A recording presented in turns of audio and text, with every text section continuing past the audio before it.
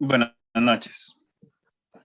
El tema a desarrollar durante esta exposición es el de diagnóstico y diseño curricular por el compañero Ezequiel Salazar, José Armando y mi persona, Luis Esteban Aris Castro. ¿Qué es el diagnóstico curricular? Un diagnóstico curricular es la base de la perfección de un sistema educativo, además de poder ser entendido por varios observadores como un adecuado proceso de organización.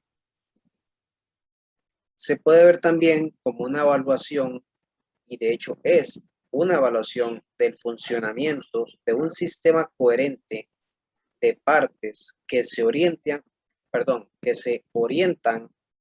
a un producto de calidad.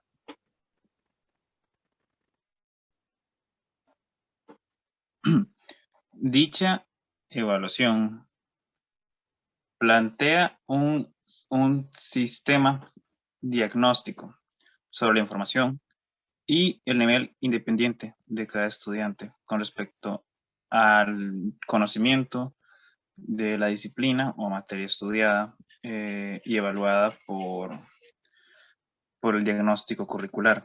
También evalúa lo que vienen siendo cosas como habilidades blandas y demás. Bueno, como le dijeron los compañeros, en resumen es una evaluación. Un ejemplo es el de los exámenes, donde podemos dar la evaluación del estudiante para saber si aprendió toda la materia que fue dada en las clases. Y ahí veremos cuál fue su calificación ganada.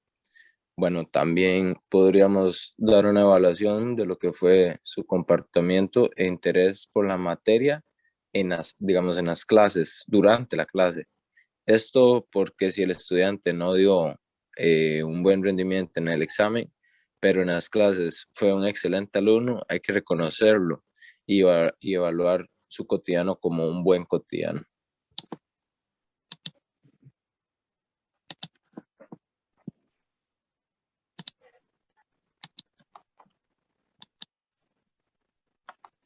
Procedimientos para el diagnóstico curricular. Al ser el desarrollo parte de la planificación, se requiere que sea ordenado. Para ello, se debe tener en cuenta los siguientes procedimientos. Determinar determinar lo que se desea conocer. Como es bien sabido, se debe conocer lo que se está buscando. En este caso, se debe saber que está diagnosticando, saber qué está diagnosticando, ya sea habilidades de comunicación, de trabajo, en equipo, etc. Siempre y cuando se pueda determinar qué es lo que se quiere diagnosticar. Selección de métodos y técnicas de recopilación de información. Es importante tener en cuenta cuáles métodos y técnicas se pueden utilizar para lograr un buen desarrollo en el plan y además hacer una recopilación de toda la información posible para no estar tan limitados en términos de información.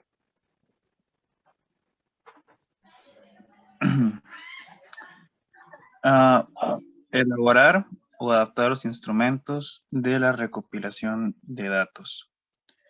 La elaboración y la adaptación de los instrumentos de recopilación de datos, los que se mencionaron en el punto 2, o bueno, los que se planean mencionar en el punto 2, sirve para mantener los mismos datos ordenados, porque como ya se dijo, al ser parte de un plan, todo lo que se realice durante tiene que estar ordenado y de acuerdo al plan. Esto se hace para un registro de datos utilizado para diagnosticar los datos y agregarlos al plan de estudio que se va a crear con el diagnóstico curricular. Lo otro es determinar el momento, las condiciones y situación en que se aplicará la ficha o técnica y cómo implementarla. El manejo del tiempo sirve para mantener un orden en los aplicantes a las dichas fichas o técnicas empleadas e inventadas por el profesorado. También es vital para un manejo de datos en el que se puedan registrar horas y minutos de cada aplicante o estudiante de la materia o de la disciplina.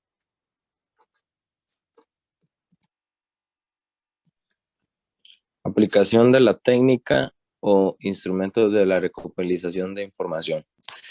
Bueno, la aplicación de la técnica o instrumentos de la recopilación de información es uno de los procedimientos más importantes que hay, porque existen muchas técnicas con las que podemos evaluar a los estudiantes y instrumentos para poder ayudarnos. Bueno, en ellas podemos tener varios datos importantes de los estudiantes y con esto llegar a elaborar una evaluación de ellos. Y estas técnicas los vamos a ver en todos los ámbitos de la clase, desde el comportamiento, cómo elabora los trabajos y qué rendimiento da en los exámenes o pruebas como tareas y trabajos cotidianos. Ordenar, clasificar e interpretar información. El procedimiento de ordenar, clasificar, interpretar la información es la base o todo lo que encontramos en los procedimientos anteriores, ya que sin ella no podemos saber nada de los estudiantes. El orden es fundamental. Luego clasificamos para poder dar bien la información, que la enseñanza se dé en la clase, que la enseñanza que se dé en la clase sea muy buena y que en verdad el estudiante haya aprendido muy bien. Y bueno, ok, para ser más directos, clasificar es mediante los trabajos e interpretar cuando ya tenemos la clasificación.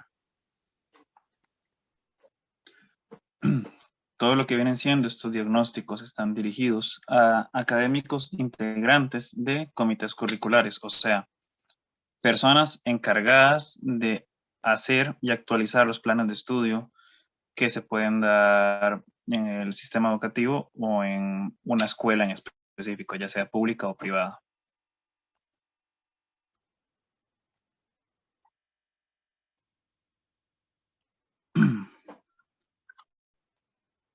Se brincó una diapositiva. Las habilidades individuales son habilidades que el diagnóstico curricular toma en cuenta y evalúa de cada estudiante en específico para tener, por decirlo así, un promedio de qué tan bien están los estudiantes para hacer distintas cosas en el plan de estudios. Por ejemplo, la capacidad de entendimiento, cuando el estudiante puede llegar y maniobrar bien la información dada por el profesorado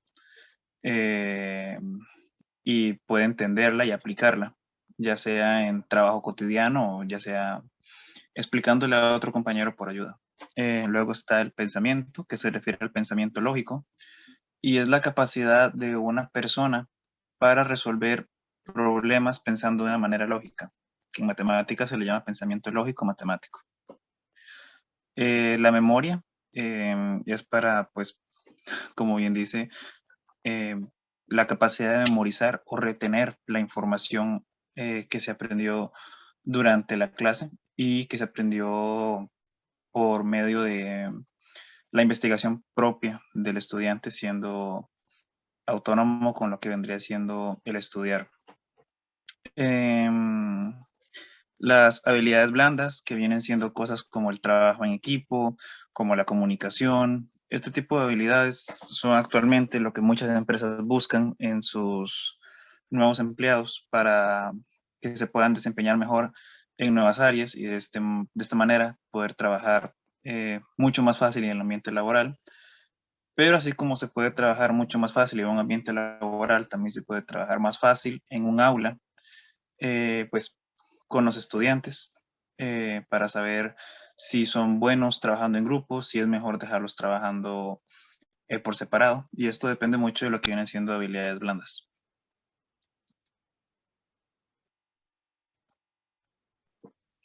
¿Cómo obtener un diagnóstico en alguna disciplina o estudio? Para obtener un diagnóstico de una disciplina o estudio en particular, se debe hacer una prueba de diagnóstico al principio, ya sea mediante haciéndolo como individual, ya entregándoles hojas, se puede hacer, o ya en la pizarra también, a mediados y al final de dicha disciplina o estudio, igual utilizando el mismo método. Tomar en cuenta las diferencias individuales de cada estudiante o aplicante y reforzar en todo momento esas mismas diferencias es parte del mismo diagnóstico. Esto ya es cuando uno lo hace, bueno, cuando el docente lo hace. El diagnóstico está muy centrado en la enseñanza y se deben tomar varias áreas en cuenta para ser diseñado, puesto que no solamente se diagnostica al estudiante, sino el área donde suele desenvolverse. Entonces, el rendimiento de un estudiante puede variar si está en un lugar muy encerrado, si está en un lugar muy ruidoso o si está en un lugar más cómodo. Eh, Como dije, estas áreas pueden tomar en cuenta cosas como el espacio, se tiene que considerar complejidad del aula y otro tipo de cosas que, bueno, eh, pueden afectar tanto al profesorado como a los estudiantes. Así como también se tiene que estar tomando en cuenta cosas como la disponibilidad del tiempo, ya que también afecta al estudiante todo lo que viene siendo el tiempo que le pueden dar para algo. Y es aquí donde se hacen cosas como las adecuaciones de tiempo, que es que gracias al diagnóstico individual de cada estudiante se puede ver que hay estudiantes que tienen problemas para procesar la información, para poder tener un pensamiento más claro sobre lo que se les está dando. Y por eso mismo, la disponibilidad de tiempo puede llegar a afectarles en algo como un examen o algo por el estilo. Por tanto, es necesario que se hagan este tipo de diagnósticos para poder encontrar las fallas que tienen los estudiantes y ayudarlos con ciertas facilidades. Otra área que se puede tomar en cuenta son los resultados, ya sean buenos o malos. El resultado siempre va a ser impredecible. Así como puede tener un estudiante que sea malo en algo, puede salir muy bien. Un estudiante que sea bueno en otra cosa puede salir mal en eso. Siempre está el peligro de enfocar el diagnóstico solamente sobre ciertos aspectos, que son el resultado de las intenciones de los profesores. Particularmente, si las distintas maneras empleadas en la obtención de la información se basan en estructuras y categorías planificadas con anterioridad. Es importante recordar que algunas de las situaciones más significativas e interesantes que acontecen en las aulas, tanto a nivel positivo como negativo, no suelen ser previstas por nadie ni pueden ser recogidas por las exploraciones formales. O sea que no hay manera de predecir lo que pueda suceder en un aula por ningún método formal, ni por los diagnósticos, ni por nada por el estilo. Es por eso que se sugiere que se tenga que hacer diagnósticos individuales y generales cada cierto tiempo para poder controlar estas acciones y estos acontecimientos inesperados e imprevistos. Y bueno, sería esto. Ok, bueno, en conclusión, esta presentación tuvo como objetivo dar la información de lo que es diagnóstico. Bueno, el diagnóstico curricular ayudará a tener un mejor ambiente con los estudiantes, ya que podemos hacer el planeamiento de las clases y también cómo podemos ayudar a los estudiantes a aprender. Diagnóstico curricular es un momento importante para un docente porque con él se puede hacer todo lo que se necesita en un aula. En conclusión, los procesos que encontramos en el diagnóstico curricular nos dan un orden de lo primero y último que se hace en una clase y en un estudiante, ya que con estos procesos abarcamos todo lo que se hace en la clase con el estudiante y con el docente como tal para el mejoramiento de la clase. Discúlpeme por repetirlo. Cada uno de estos procesos ayuda a comprender lo que hay que hacer y cuál es su importancia. Todo esto que se aprende en esta presentación es para el bien del entendimiento de un docente.